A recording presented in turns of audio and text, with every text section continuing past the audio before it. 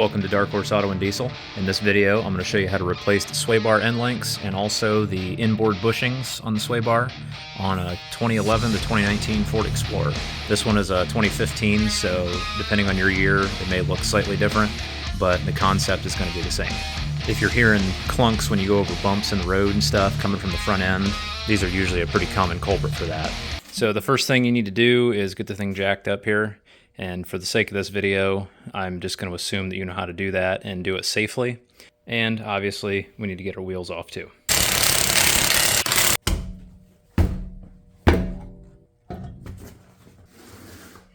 Next, what we'll do is we'll go ahead and loosen these nuts up on the top and bottom. These are going to be 21 millimeter or 13/16, and they're pretty much guaranteed to spin on you. So, you just get them broke loose to start with. And then from there, on this part here, there's a little hex on the end of it, and that's going to be a 10 millimeter.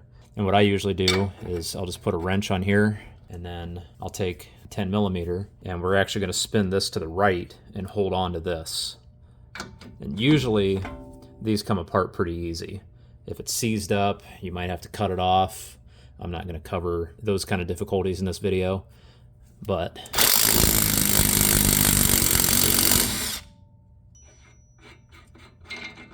simple enough. I'm going to leave that on there for now so that it holds it in place while we get our bottom one broke loose. And this one, obviously, we're not going to be able to get an impact on it, so you'll need your wrenches. And sometimes you might need a little extra leverage so you can hook two wrenches together. Now we'll basically just do the same thing. You don't have to have it, but a flex head ratcheting wrench is extremely helpful. And all I'm doing is just holding the ratcheting wrench in place because it's pretty hard to turn, and actually doing the turning with the big wrench.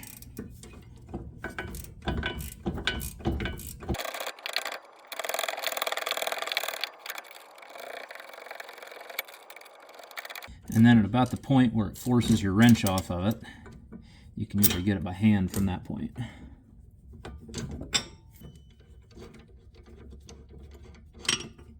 There we go. And then we can just pop the link out of here. And of course, they make the stud on this way too long, so sometimes it's a little tricky to get out of there, but you just find the right angle and then it'll pop out. And then you can go ahead and repeat the process on the other side. Now, one thing that might help you is to loosen the other side up before you actually take this side off. That way it kind of holds the bar in place, because I've already got the other side loose. I mean, it doesn't usually make a huge difference, but sometimes this thing moving around can get annoying depending on how things are working for you in here, rust and stuff. But usually it's not too bad just to do one side at a time when you're taking them off. Now, if you're not doing the bushings like I am here, you can go ahead and skip to whatever time is on your screen. But if you are doing the bushings, then you can just keep watching. So the next thing we'll do is there's two bolts here, and these two are going to be 13 millimeter, and they're probably going to be pretty tight. It tends to get pretty rusty up here, and it might make things a little easier once you get it broke loose a little bit. Spray a little extra penetrating oil on them, and then kind of run it back and forth, which sucks to do because these bolts are like freaking 4 foot long. But it might help prevent you from breaking one of them off. Because if you break one of these off, you're pretty well screwed, because I don't know how you're going to get in here and drill and tap it out without dropping the subframe. If you don't live in a climate where they salt the roads, these might not be too bad for you, but I live in the salt belt, and this thing spent most of its life in Michigan, so it's a little difficult for me. That is a ridiculously long bolt for something that's literally just holding in a little piece of sheet metal. And due to the placement of this bolt in relation to the steering rack here, you're probably going to have some issues. You can probably do it without getting this bracket all the way out, but it's going to be kind of a pain. And you can experiment with different tools and see what works best for you. Right now I'm holding the sway bar up and just using a 1/4 inch with a deep well socket on it. You probably have to try several different things, figure out what works for you, and you might even have to change tools out a couple times depending on the angle and how far up you are. Then once you have both your bolts out, you can just come in here, pull this little bracket off, and then work your bushing off of here.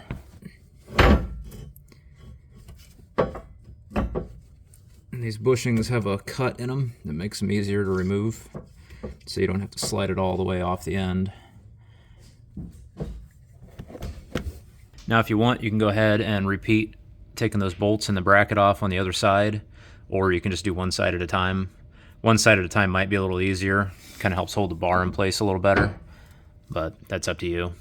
Now when you go to replace these bushings, you need to pay close attention to this. Most of them should probably have a little thing here that tells you, but I'm going to show you here too.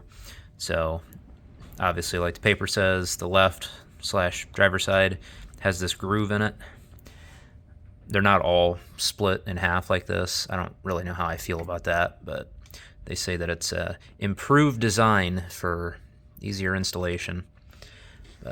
And then here's the passenger side one. It does not have the groove going through it.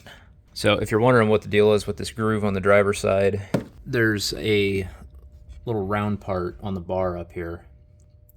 And all that's really for is just to keep the bar from shifting side to side. It just kind of keeps it centered. And one thing you can do with these before you install them is to grab some silicone grease. I'm not gonna unwrap that all the way, but it's actually dielectric grease, and it's silicone based. And then just put a light coating on inside of here. But don't use a petroleum-based grease because it could potentially break the rubber down here. But silicone and rubber get along really well, and what that's going to do too is just give it a little bit of lubrication here, so as your suspension goes up and down, it just, I mean, I can't say that I would recommend it, so to speak, but it's something I like to do. I've never had any issues with it, but I just feel like it's going to make this bushing last a heck of a lot longer with a little bit of lubrication in there. So that's what I got there. Not a whole lot, just a nice little, real thin coating on it, just enough to make it slippery. So we'll just get the bushing installed on here. In my case, 2 pieces. And I guess it does make it a little easier, but not like the other one was difficult.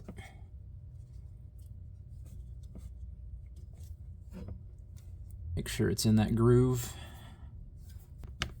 And we'll set our top piece on there.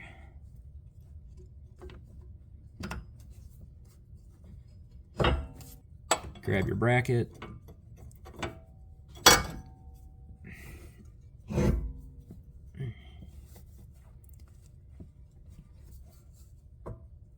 Get your bolts started.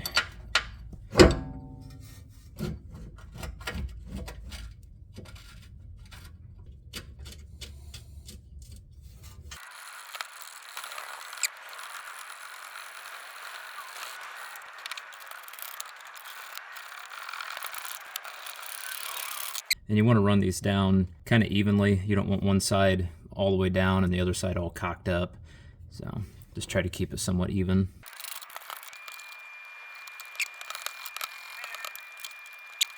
And for right now, what I've done is just get them just kind of loosely snug. It's enough to hold the bar in place here, but you can still move it relatively easily. And then we'll repeat on the other side.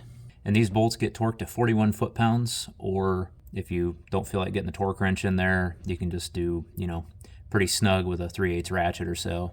Not super critical to have these torqued down exactly, just don't over tighten them, just in case you ever need to come back in here and replace these again, because they do get pretty rusty. Personally, I'm just going with the pretty snug route because, I feel like being torqued to the actual spec plus rust is going to make these probably break off if I ever take these off again. So to help myself or whoever else works on this later, I ended up pulling these bolts back out and put some anti-seize on them. I would recommend you do the same, especially if you live in the Rust Belt like I do. If you do though, just remember if you're using a torque wrench to lower your torque spec by around 10% or so, because lubricated threads, they torque a lot differently than non-lubricated threads. And you could actually end up over tightening the bolt if you don't drop your torque down. But like me, I just went pretty snug, and I'm just gonna leave it at that. Next, we can go ahead and get our new end links installed. I would recommend you put it on the bottom part of both sides before you put it in the top part. I've already got the bottom end on the other side. If you can find them, get some greasable ones. They're obviously going to last a lot longer as long as you grease them. One thing I don't like about these, though, I'm just going to throw this out there. These Moogs here, I think there's some kind of like improved design for easier installation. It freaking sucks. The big problem I have with them is they don't have the 10 millimeter on the end of it like the originals did. So you can't just take a small impact or something like I did up here and just run it in. And you can't use a ratcheting wrench on it either. This here is 18 millimeter. At least the nuts, they were smart enough to make them the same size as factory. What I ended up having to do on the other side was I got my 3/8 impact up in there and ran it in that way. I just held onto this end with a wrench and then ran this nut in from the back side with the 3/8 impact. Now, if you don't have an impact that's going to fit into that area, these things absolutely suck to try to install. I tried it at first with a wrench and a ratchet, and I managed to get my impact up in there because otherwise I'd still be there probably an hour later. You know, the main reason that I bought these ones is because they're greasable, but if you can find one that's greasable, that's got the 10 millimeter thing on the end of it, go with that because it makes installation so much easier. And one thing about the grease zerks, if you're not really sure where exactly you're going to want them positioned, I would wait until after you have these installed to put the grease zerks in. That way you can get them positioned up here and turn to the right spot to where you can easily access them when you're doing routine maintenance. And another thing too, make sure you're paying attention to the right and left of these. There is a difference, although it is pretty obvious. I think it'd be pretty hard to screw it up. And the reason I recommend doing the bottom on both sides is so I can get my small impact up in there, but also you can move this up and down to where you can get the stuff easier.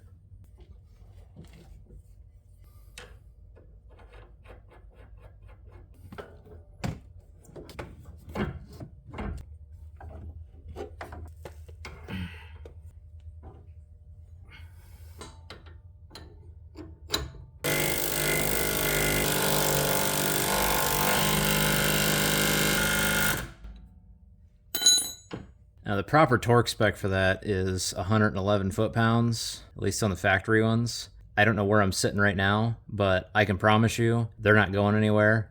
I ain't messing with it.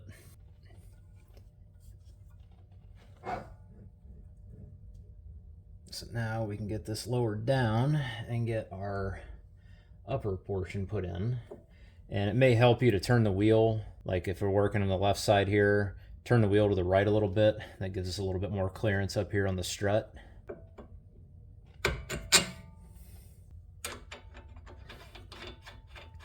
At least on this side, I can use the big Ugga Dugga machine.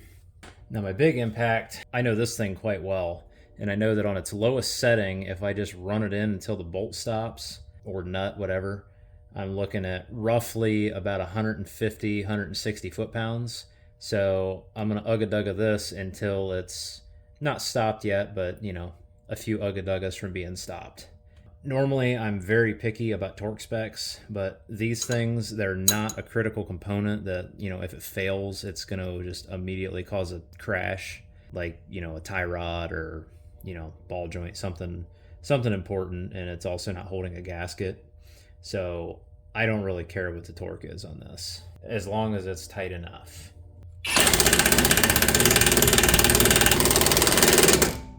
Good enough. And then repeat that on the other side.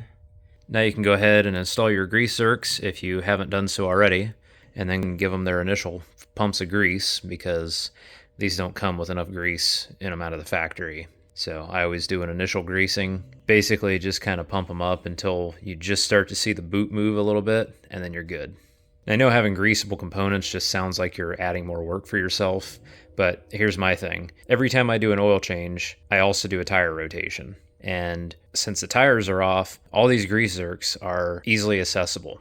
I would rather spend an extra probably 5 minutes tops coming around here with a grease gun and hitting these grease zerks every time I do an oil change every, 5, 8, 10,000 miles, whatever we end up doing on this, rather than spend several hours having to replace these components later on down the road.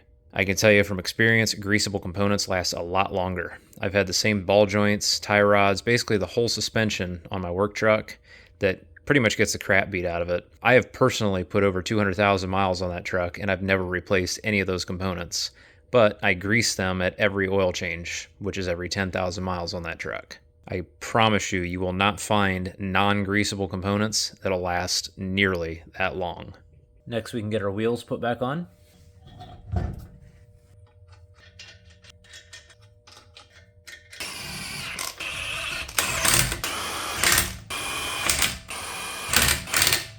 Now we can get her back down on the ground and torque our lug nuts to 100 foot-pounds. In a cross pattern, of course, like I just did.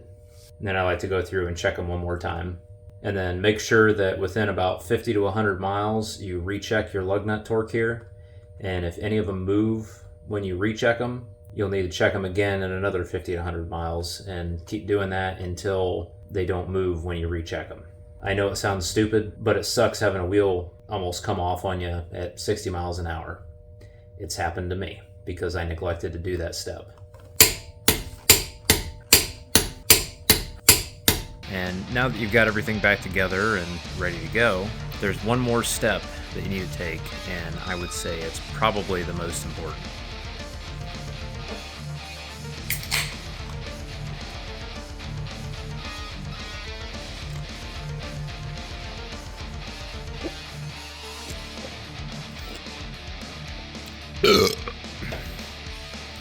Celebration beer. If this video helped you, you can help it help other people by hitting the like button. That tells the YouTube algorithm that this video should be shown to more people. Also, consider hitting the subscribe button. That lets me know personally that you like the content that you're seeing and you'd like to potentially see more of it. So with that said, thanks for watching, and I hope this video helped you out.